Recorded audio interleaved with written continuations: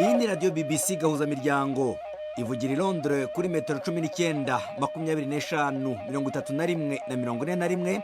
Ivugira kandi ku mirongo ya FM mu karere k'ibiyaga bigari no kuri interinete kuri bbcgahuza.com.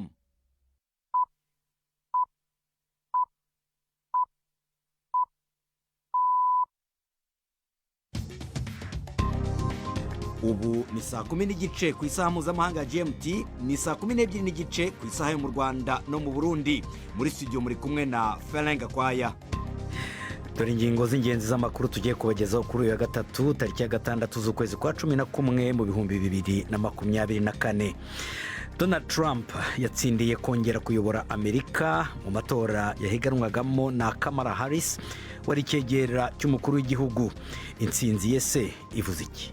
Ikintu kinini cyatumye Trump bamutora ni ibyerekeye ubukungu. Ku butegetsi bwa Biden na Harris, ibiciro by'ibiribwa by'ibiciro by'ibindi byose byarengereye cyane, nubwo hari impamvu zumvikana kuba byarabaye gutyo, ariko abaturage babona ko ibyo byatewe n'ubuyobozi butari bwiza. Mu Rwanda naho urukiko rw'ibanze rwa Kicukiro mu mujyi wa Kigali rwahanishije Nyampinga Divine Muheto igifungo gisubitse cy'amezi 3 nyuma yo guhamwa n'ibyaha byo gutwara imodoka yasinze no gutwara imodoka abifitiye uruhushya. Muri kino kiganiro kandi turabagezaho n'amakuru y'imikino hamwe n'ikiganiro cy'abagore. Muri ibi biganiro biyobowe na Mark Niyonkuru.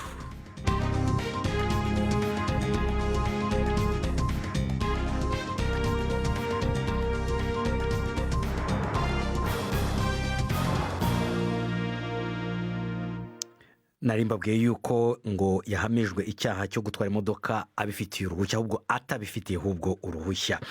Reka mbere yuko ibyo byose tubibagezaho mbanze mu mwanya Prudence Ngiyumva abanze abagezaho amakuru avugwa hirya no hino ku isi. Prudence.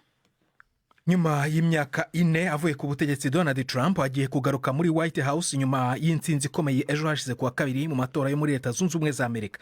Trump w'imyaka 78 uhagarariye aba Republicans yatsinze Kamala Harris mu rwego rw'amajwi asabwa kugira ngo ube perezida wa Amerika mu kizwi nka Electoral College, ndetse no ku rwego rwo gukundwa kurusha undi mukandida popular vote. Agaruka mu ruhando rwa politike ku buryo bukomeye bwashimishije abakunzi be bukarakaza abatamushyigikiye. Intsinzi ye ikurikiye ibikorwa byo kwiyamamaza yatsindagiyemo ubutumwa bwe bw'ingenzi ku bukungu no gukemura ikibazo cy'abimukira batanyuze mu mategeko. Aba Republicans kandi banatsindiye ubugenzuzi bwa Sena biha Trump ingufu zo gushyira mu bikorwa imigambi y'ikariye. Kimwe mu bihugu bishobora kugirwaho ingaruka na politike y'ubukungu ya Trump ni Ubushinwa, bwugarijwe no kongererwa imisoro ku bicuruzwa mu gihe ubukungu bwabwo busanzwe buri mu bibazo. Minisiteri y'ububanyi n'amahanga y'Ubushinwa yasubije ku ntsinzi ya Trump mu buryo bwifashe, ariko amakuru y'itorwa rya Trump ari gusakara cyane ku mbuga nkoranyambaga zo mu Bushinwa. Muranyihanganira, ku mbuga nkoranyambaga zo mu Bushinwa, aho abantu bari kuvuga ko ubucuruzi bwabo bugiye mu bihe bigoye. Perezida wa Taiwan Lai Ching-te yavuze ko we yizera ko umubano wa Amerika n'iki kirwa uzakomeza gutera imbere.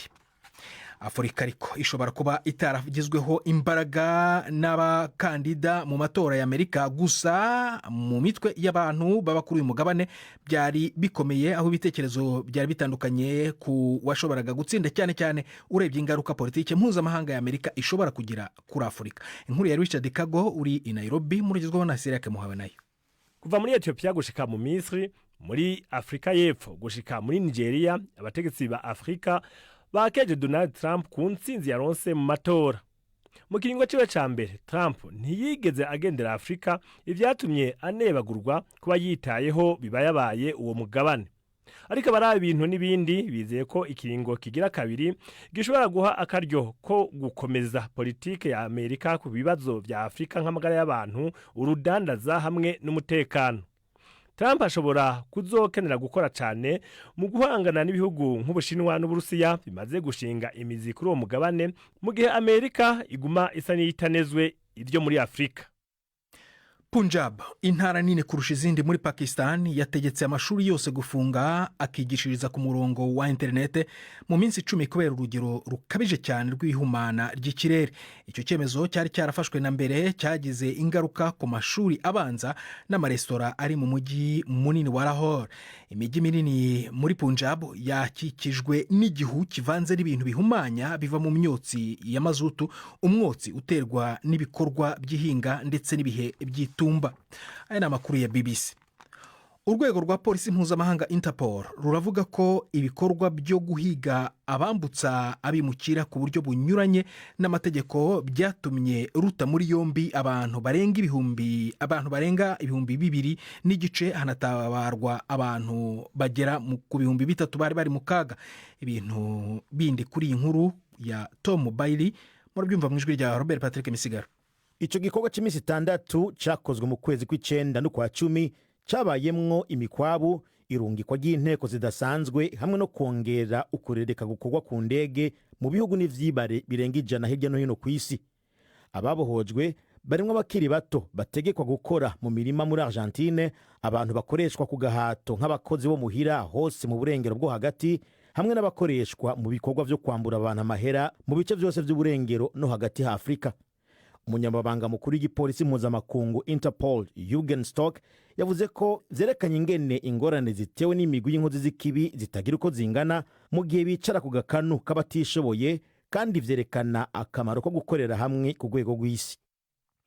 Umuyobozi mushya wa Hezbollah yavuze ko ngo uyu mutwe wohereje abarwanyi babarirwa mu bihumbi 10 batojwe biteguye kurwana na Israel.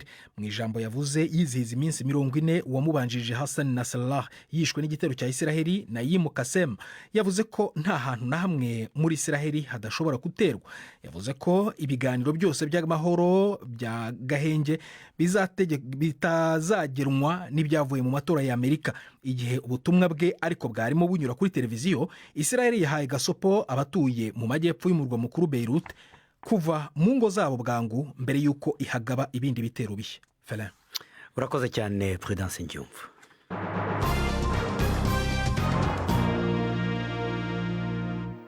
Amakuru arambuye tuyahere muri Amerika. Murabyumvise, Perezida arabibabwiye ko uyu munsi hamenyekanye watsinze amatora y'umukuru w'igihugu. Donald Trump w'imyaka 78 yatsinze Kamala Harris mu matora y'umukuru w'igihugu, haba mu nteko y'abatora bita Electoral College, haba se no kumurusha amajwi menshi. Intsinzi rero ikaba ikurikiye amagambo yavugaga mu kwiyamamaza yuko agiye kuzahura ubukungu bw'igihugu kandi yuko azakemura ikibazo cy'abimukira. Aba-Republican kandi Trump akomokamo batsindiye ubwinshi mu nteko nkenguzamateka. Ni inkuru mugezwaho na Robert Patrick Misigaro. Donald Trump yasubiye gukora ibitazigwa. Imyaka 8 nyuma yo gutsinda bimwe bigaragara Hillary Clinton, hamwe n'imyaka 4 nyuma yaho Joe Biden amukuriye mu kirimba cya White House, uyu yahoze ari umukuru w'igihugu aragarutse ku butegetsi. Nyuma y'intsinzi yatanguriye mu mareta yahiganirwa cyane akanaronka amajwi arutaho yaheruka, Trump yavuze ko ahakuye ububasha bw'akataraboneka bwo kurongora igihugu. Mu majambo yiwe bwite yavuze ko iki kigiye kuba ikiringo cy'ibihe vya kaka nk'inzahabu ku gihugu cya Amerika. Mu ijambo yashikirije imbere y'isinzi ry'abantu bamwakiriza amashini impundu i West Palm Beach muri leta ya Florida, Trump yashimiye abamutoye avuga ko atazobatenguha. Twese hamwe dushobora mu by'ukuri kongera gukomeza Amerika ku banyamerika bose. Bityo ndashaka kubabwira ukuntu irari ishema rikomeye. Ndashaka kubashimira, sinzabatenguha. Ejo hazaza heza ha Amerika hazaba hanini, heza kurushaho, hashikamye, hakize, hatekanye kandi hakomeye kurusha uko byigeze kubaho mbere. Imana ibahe umugisha, kandi Imana ihe umugisha Amerika. Murakoze cyane.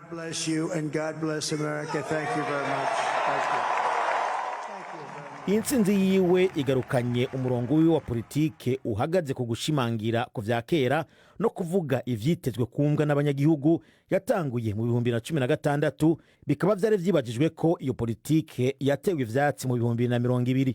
Ubu Trump azoca atangura igikorwa cyo gushinga ubutegetsi bushasha hamwe no gushira mu ngiro ivyo yiyemeje. Azofashwa n'inama nkenguzamateka ubigiye kwiganzamwo abarepublikani nyuma y'imyaka 4 irongowe n'abademokarate. ibi bizokworosha igikorwa ca Trump co kugena abarongozi ba politike ashaka barimwo abagize leta hamwe no kugena abacamanza mu gihe bisabwa ko bemezwa n'inama nkenguzamateka. Uwo bahiganwa yatsinzwe Kamala Harris, icegera c'umukuru w'igihugu akaba yaserukiye abademokrate, ntaratangaza ko yemeye gutsindwa canke ngo ashikirize ijambo abamushigikiye. Bimaze kugaragara ko intsinzi iriko iramuca mu myanya y'intoke, isinzi ry'abantu bari bakoraniye aho vyari vyitezwe ko ashikiriza ijambo baciye basoboka umwe nyuma y'uwundi barataha bigaragara ko bababaye. Inkuru ya Robert Patrick Misigaro. Twashatse rero kumenya intera igiye guterwa muri politiki y'Amerika dore ko ubutegetsi bugiye guhinduka, maze twitabaza Joseph Sebarenzi, umusesenguzi wa politike utuye muri Amerika. Natangiye mubaza icyo intsinzi ya Trump ivuze.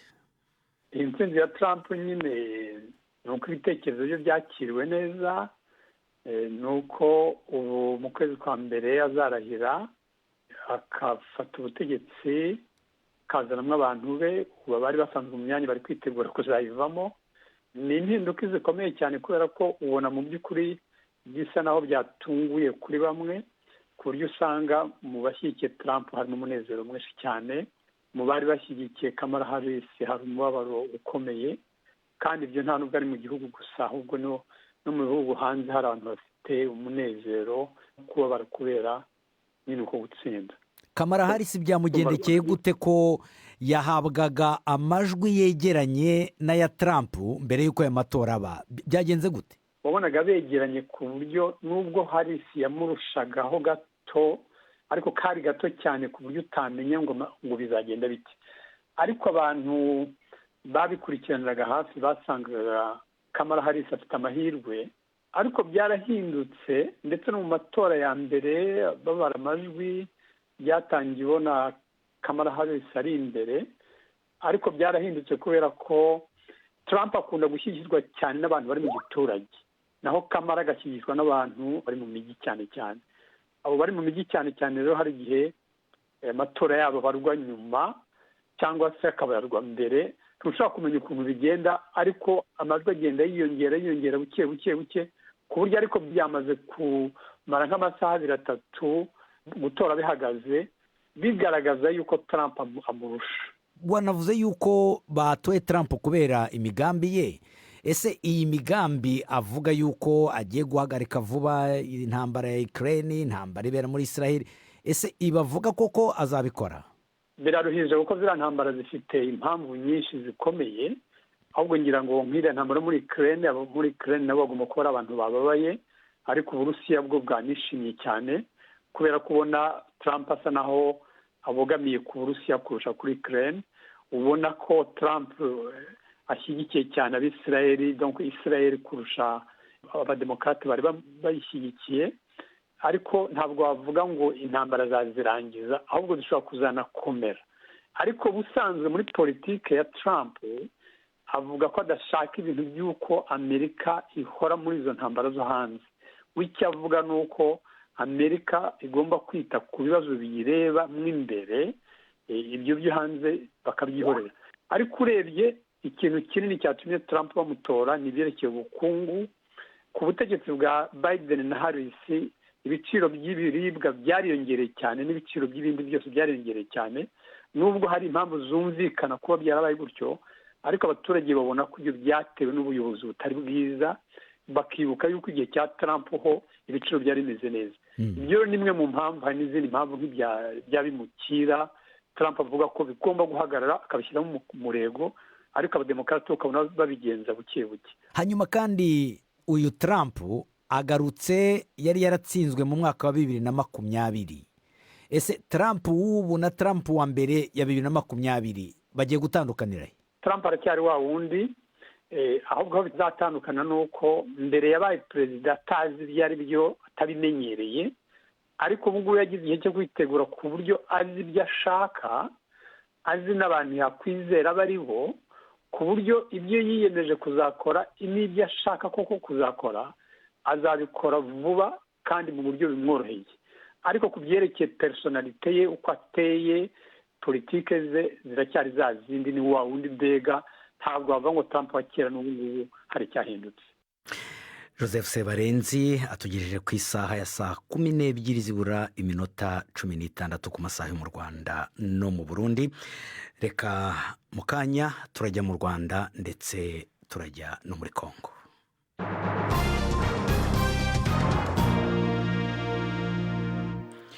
Ni saa 10:45 ku masaha ya hano i Londres mu Bwongereza, saa 10:45 ku masaha yo mu Rwanda no mu Burundi.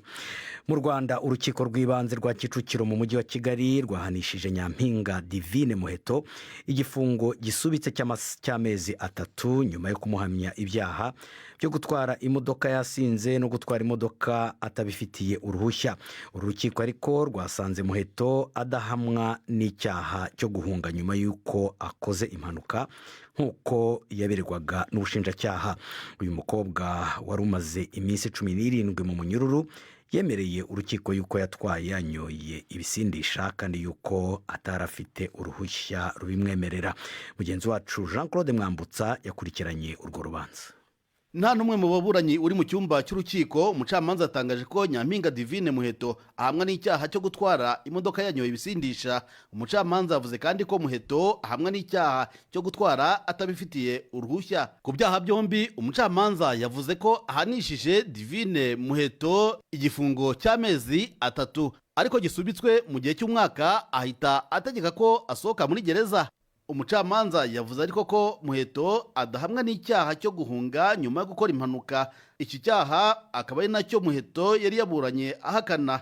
Muheto yavuze ko yasohotse mu modoka akigira nko muri metero 100 atinya kugirirwa nabi n'abantu benshi bari batangiye kumuzenguruka. Gusa ubwo yabonaga abapolisi bamaze kuhagera, Muheto ngo yahise abiyereka kuko yumvaga afite umutekano. Abamwunganira mu mategeko bo bavuga ko guhunga ku muntu wakoze impanuka biba bigamije guhisha umwirondoro w'uwakoze icyaha.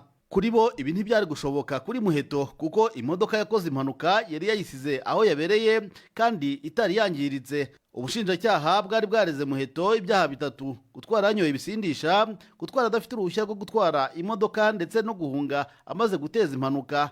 Bwo bwari bwasabye ko Muheto yahabwa igifungo cy'amezi 20 naho indishyi ku byangijwe zikazaregerwa mu rundi rubanza bishingiye ku muntu wazumva ko yahombeye muri iyi mpanuka. Divine Muheto yatawe muri yombi mu ijoro ry'itariki ya 20 z'ukwezi gushize kwa 10. Ifatwa n'ifungwa rye ryakuruye impaka nyinshi, bamwe bavuga ko igipolisi cyamwigirijeho nkana kimushyira ku karubanda ndetse akanafungwa igihe kirekire kuruta iminsi 5 isanzwe ihanishwa abatwaye banyoye ibisindisha. Divine Muheto watowe nka Nyampinga w'igihugu mu mwaka wa 2022 ntarabona umusimbura kugeza ubu kuko iri rushanwa ryahagaritswe nyuma yaho rivugiwemo ibyaha by'ihohotera rishingiye ku gitsina. Jean Claude Mwambutsa, BBC Gahuza Miryango, i Kigali. Kigali tujye i Goma muri Repubulika ya Demokarasi ya Kongo, aho ejo kuwa kabiri intumwa z'u Rwanda na Repubulika ya Demokarasi ya Kongo zahuriye mu muhango wo gutangiza igikorwa cy'ubugenzuzi bw'ishyirwa mu bikorwa by'ibyo ibyo bihugu byombi byiyemeje mu biganiro bigamije kugarura umutekano mu burasirazuba bwa Kongo. Ibiganiro biyobowe n'umuhuza akaba ndetse n'umukuru wa Angola Joao Lourenço. None se iyi ntambwe nshya muri ibi biganiro bigikomeje kubera i Rwanda muri Angola yaba iganisha ku kugarura amahoro mu burasirazuba bwa Kongo koko?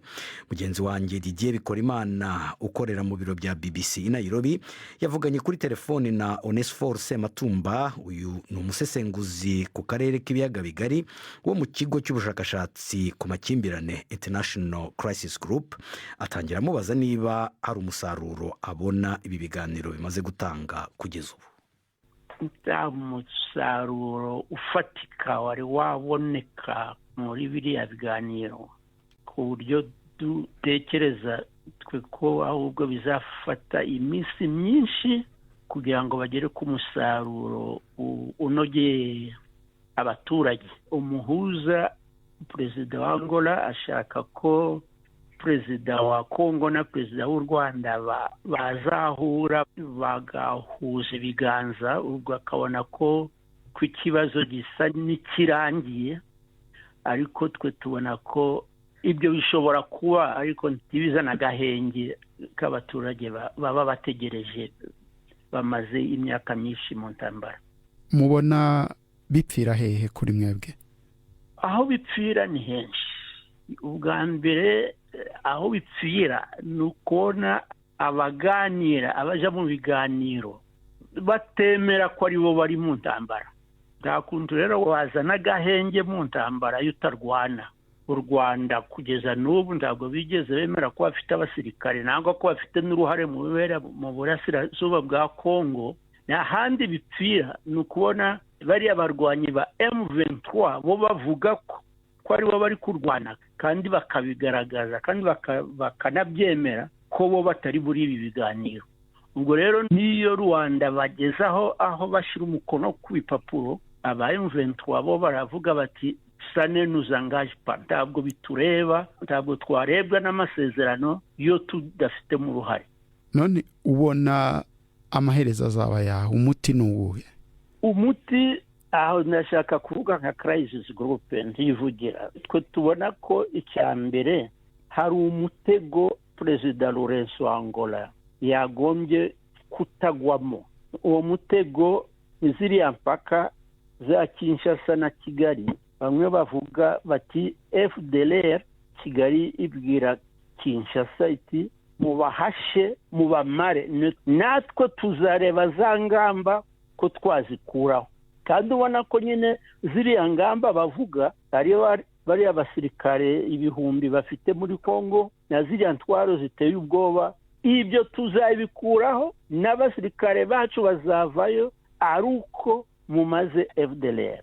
Ni umutego kuko ntabwo bishoboka. Igishoboka ahubwo ni uko umuhuza yagombye kubwira buri ruhande ko bitemewe gukora ibyo bakora. U Rwanda ntabwo rwemerewe gushora abasirikare barwo mu gihugu cy'igituranyi.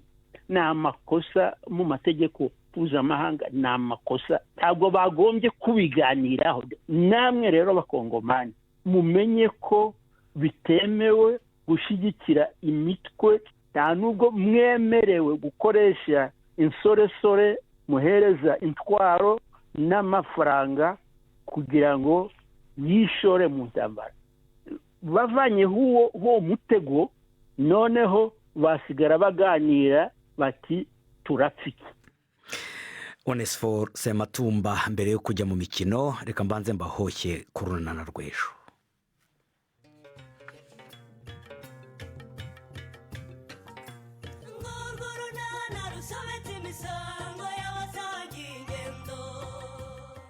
Mu kiganiro runana cyo kuri wa kane twabateguriye. Wiriwe neza nye, amakuru se ko mbona umpamagaye bwije? Hari icyo nshaka kukubwira.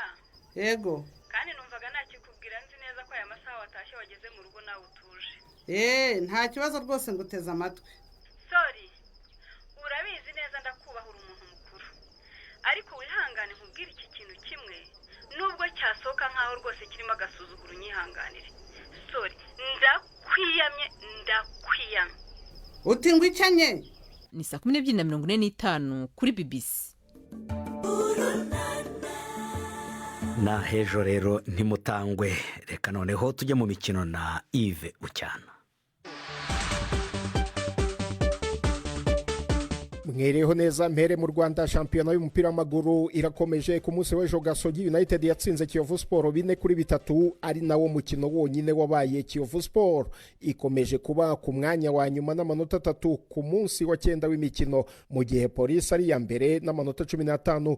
Ku munsi w'ejo Police nyine izasura Mukura ihuye, naho ikipe ya Vision ikine na APRFC. Abakunzi ba Ruhago kandi baracyarindiriye uko ikibazo cya APRFC yakinisha abakinnyi b'abanyamahanga benshi kurenza umubare wemewe gikemurwa n'urwego rubishinzwe rw'umupira w'amaguru mu Rwanda. Hagati aho APRFC yirukanye uwari ushinzwe imicungire n'imibereho by'ikipe Eric Nazinda ku bw'ayo makosa yabaye ku mukino APRFC yanganyijemo na Gorira 1-1.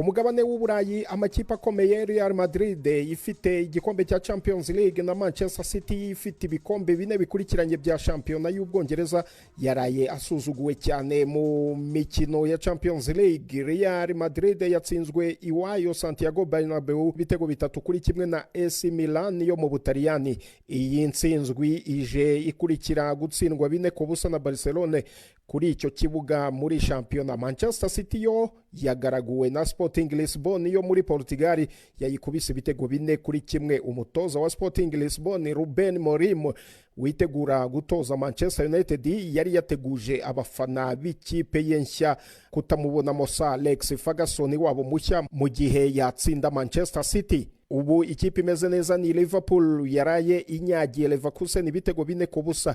Mu mikino iri bukinwe uyu munsi Inter Milan irakira Arsenal maze iminsi idahagaze neza. Kapiteni wa Arsenal Martin Odegaard ashobora kugaruka nyuma y'imikino 12 yose ari hanze kubera imvune. Arsenal ifite inota rimwe gusa mu mikino 3 iheruka ya shampiyona yo mu Bwongereza byatumye imanuka ijya ku mwanya wa 5. Naho muri Champions League ho yatsinze imikino 2 inganya umukino umwe. Ayo niyo y'imikino nabahitiyemo uyu munsi. Gendi Yves Bucyana. arakoze Yves Bucyana. Turimo turasatira umusozo. Noneho tujye mu kiganiro cy'abagore uyu munsi. Gildas Yihundimpundu araganira n'umugore wanze gutwarwa n'umuco w'aho hatuye maze akora umwuga wo kubaza ari nawo umutungiye umuryango.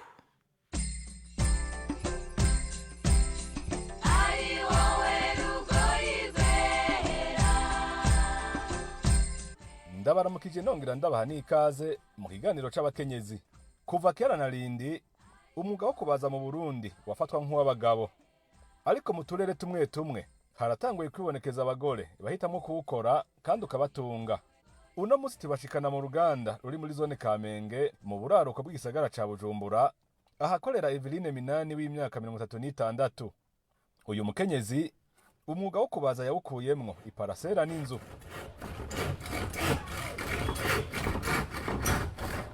Aha Eveline Minani ariko arahimbura urubaho akoresheje musumeno kugira akore urugi. Twaganiriye arambwira uko vyamujemwo ngo yinjire muri uwo mwuga icyo umumariye n'ingene abantu bamubona. Natanguye kuza nje nko kudandaza imbaho, mu nyuma imbaho nza kubona siniko ndazironka neza kubera nari negereye amateriye nazidandarizako, mbona kubikora nanje no bishobora cyane byinjiramo gute. Ukibitangura abo mukorana cyane cyane abahungu n'abagabo baremera ko bishobora atari bimeze gute? Nkibitangura abo dukorana ntibemera ko no bishobora.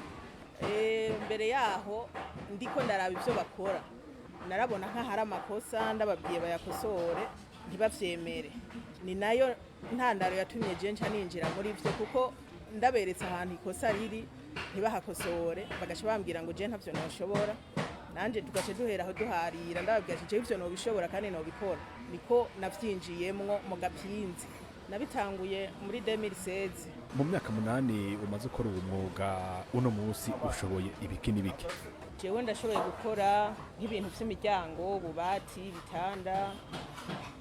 Ibyo ntakunda kujamwo ni nko gukorera kuri tere, nko kugara nk'iyo twakoze imiryango y'umuntu kuja kubikorera kuri tere.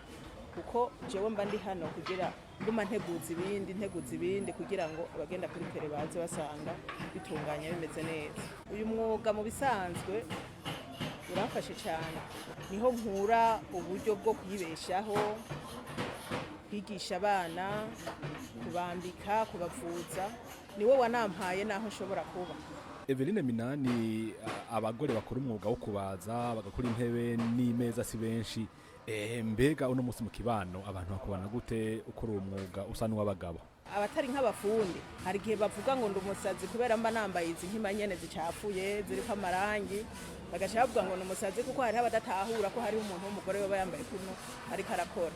Ariko abafundi ubundi b'abagabo dukorana turatahura.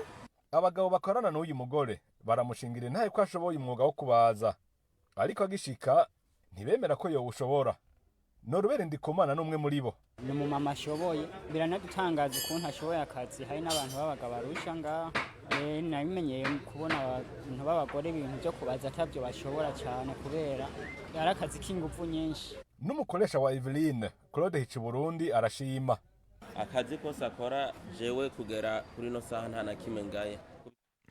Arakoze Gildas Yundi Mpundu kuri iyo nkuru yatugezagaho. Ikiganiro cyari ryahagarikiwe na Mark niyo nkuru, twafashijwe kandi na Masud Ibrahim mu buhinga bw'ibyuma. Mwari kumwe na Ferenga Kwaya na Hejo.